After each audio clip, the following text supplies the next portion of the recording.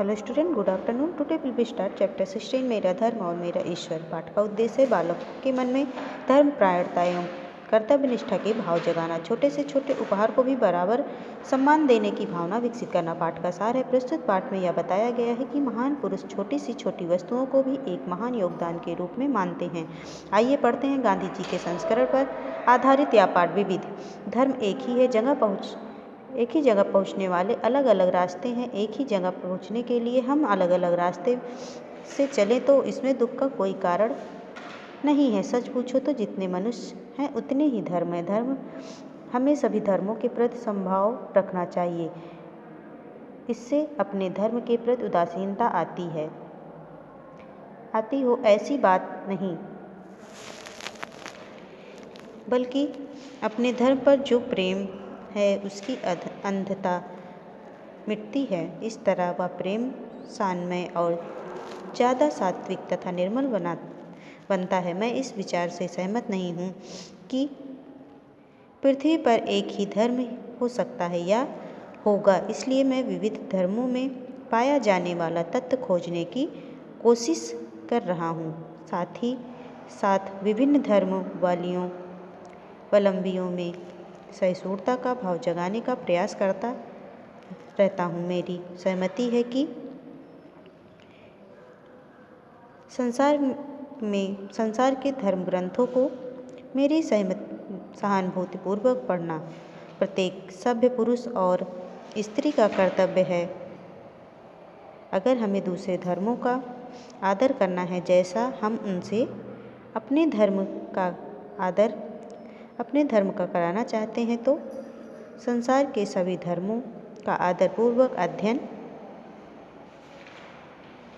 करना हमारा एक पवित्र कार्य हो जाता है। दूसरे धर्मों के आदरपूर्वक अध्ययन से हिंदू धर्म ग्रंथों के प्रति मेरी श्रद्धा कम नहीं हुई।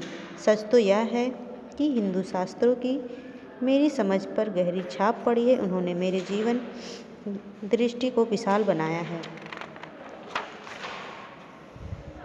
सत्य के अनेक रूप होते हैं, इस सिद्धांत को मैं बहुत पसंद करता हूँ। इसी सिद्धांत ने मुझे मुसलमान को उसके अपने दृष्टिकोण से और ईसाई को उसके स्वयं के दृष्टिकोण से समझना सिखाया है। जिन 7 अंधों ने हाथी का अलग अलग व 7 तरह से वर्णन किया है, वे सब अपनी दृष्टि से ठीक थे, एक दूसरे की दृष्टि से सब गलत थे। और जो आदमी हाथी को जानता था उसकी दृष्टि से सही भी थे और गलत भी थे।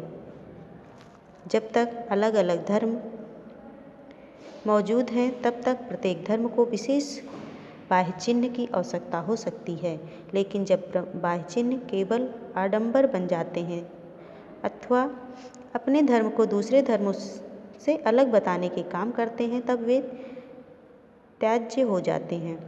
धर्मों के मातृमंडल का उद्देश्य यह होना चाहिए कि वह एक हिंदू को अधिक हिंदू, एक मुसलमान को अधिक अच्छे मुसलमान और एक ईसाई को अच्छा ईसाई बनाने में मदद करे। दूसरों के लिए हमारी प्रार्थना यह नहीं होनी चाहिए, ईश्वर तू उन्हें वही प्रकाश दे जो तूने मुझे दिया है, बल्कि यह होनी चाहिए तू उन्हें वही प्रकाश दे जिसकी उन्हें अपने सर्वोच्च विकास के लिए आवश्यकता है। एक ऐसी रहस्यमय शक्ति है जो सर्वत्र व्याप्त है। मैं उन्हें अनुभव करता हूँ, यद्यपि देखता नहीं हूँ। यह अदृश्य शक्ति अपना अनुभव तो कराती है, परंतु उसका कोई प्रमाण नहीं दिया जा सकता, क्योंकि जिस वस्तुओं का मुझे अपनी इंद्रियों द्वारा ज्ञान होता है उन सबसे वह बहुत भिन्न है। वह इंद्रियों की पहुँच से बाहर है।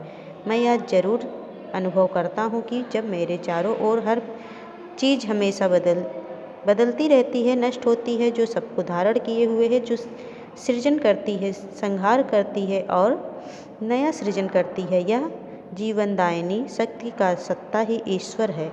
और चूँकि केवल इंद्रियों द्वारा दिखाई देने वाली कोई भी चीज़ ना तो अस्थायी है और ना हो सकती है, मैं देखता हूँ कि यह सर्वथा कल्याणकारी है और कल्याणकारी या अकल्याणकारी, क्योंकि मुझे दिखाई देता है कि मृत्यु के बीच जीवन कायम रखता है।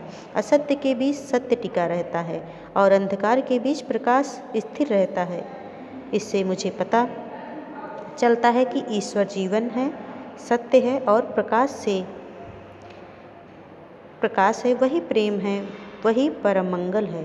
तो इसमें देखिए कुछ शब्दार्थ दिए गए हैं। विविध मीन्स होता है विभिन्न प्रकार। निर्मल मीन्स स्वच्छ, सत्य मीन्स सच, आवश्यकता मीन्स जरूरी, ईश्वर भगवान, दृष्टिकोण नजरिया या विचार, प्रकाश उजाला, अनुभव महसूस करना।